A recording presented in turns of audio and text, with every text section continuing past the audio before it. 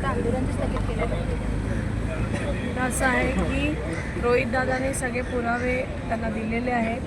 याआधीसुद्धा फॉरेस्टने जी काही कंप्लेंट केलेली आहे त्यामध्ये आयडेंटिफाय करून एरिया दिलेले आहेत की हे एरियाज जे होते 5,000 एकरची लँड आहे ही फॉरेस्टची आहे. आणि आमचंसुद्धा हीच सातत्याने मागणी आहे की फॉरेस्टची लँड आहे, शासनाची लँड आहे, ती शासनाला मिळाली. हे दत्तू भिवा ठाकूर आहेत, हे अनेक वर्ष प्लॉटसाठी मागणी करत आहेत. त्यांच्या हक्काचा प्लॉट 12.5% त्यांना मिळावा म्हणून मागणी करतात, पण अजून पण त्यांना मिळालं नाही. आमच्या सगळ्यांचीच अशी मागणी आहे की जे काय प्रकल्पग्रस्त आहेत त्यांचे प्लॉट त्यांना पहिले मिळाले पाहिजेत. आणि शासनाने सुद्धा अनेक वेळा ॲफिडेविट केलं की तशा पद्धतीचे पत्रव्यवहारसुद्धा केलेले आहेत की या ठिकाणचं जे ठिकाण जे काही बिवळकर आहेत ते या ठिकाणचे लँडलॉर्डच नाही आहेत, त्यांची जमीन आता ही नाहीच आहे. आणि अशा अनेक वेळा शासनाने ॲफिडेविट केलेले असतानासुद्धा त्यांना जमीन दिलेली गेली आहे, अनधिकृतपणे जमीन दिलेली गेली. ती सगळी जमीन शासनाला वर्गवावी असं आमचं सगळ्यांचं म्हणणं आहे. पण ती सिडकोने जमीन त्यांना दिलेली आहे, मग सिडकोवरती गुन्हा दाखल करण्याची मागणी तुम्ही आज आयुक्तांना केली आहे का? सिडकोवरती गुन्हा दाखल करण्याची मागणी नाही केलेली आहे. आज फॉरेस्टने जे काय मागणी केलेली आहे की दत्तू या ठिकाणचे असलेले बिवळकर यांच्यावर गुन्हा दाखल व्हावा, त्या संदर्भामध्ये पाठपुरावा करण्यासाठी आम्ही या ठिकाणी आलो होतो. आता पुढची भूमिका काय आहे?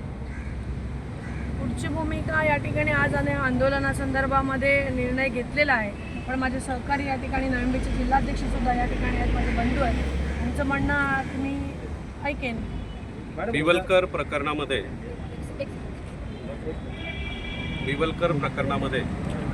आमच्या भगिनी आणि महाराष्ट्र प्रदेशच्या उपाध्यक्षा भावनाताई घाणेकर असतील आणि आमचे राज्याचे नेते आदरणीय रोहितदादा पवार यांच्या मार्गदर्शनाखाली आणि नेतृत्वाखाली बिवलकर प्रकरण आम्ही उचलून धरलं होतं. 12,500 पानांचं पुरावे आम्ही शासन दरबारी आणि पोलीस आयुक्तांकडे सादर केलेले आहेत.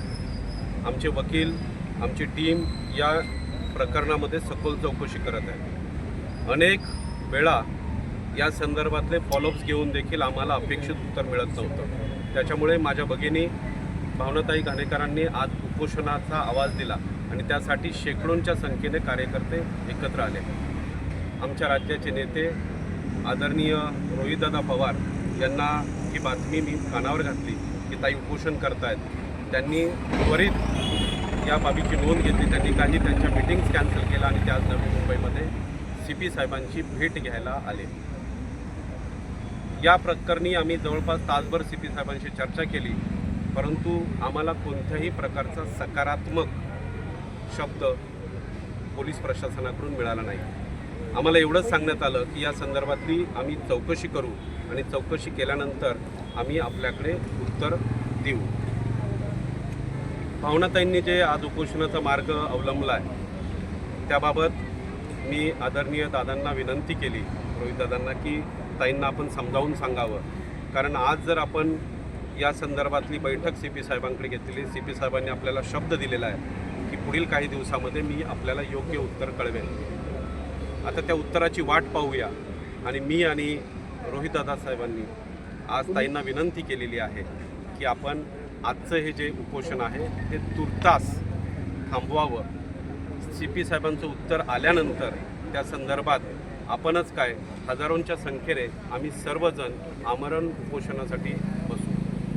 मी आणि माझे शेकडे कार्यकर्ते भावनाताईंना आज विनंती करायला इथे आलेलो आहेत की आजचं जे आपलं उपोषण आहे ते आपण स्थगित करावं.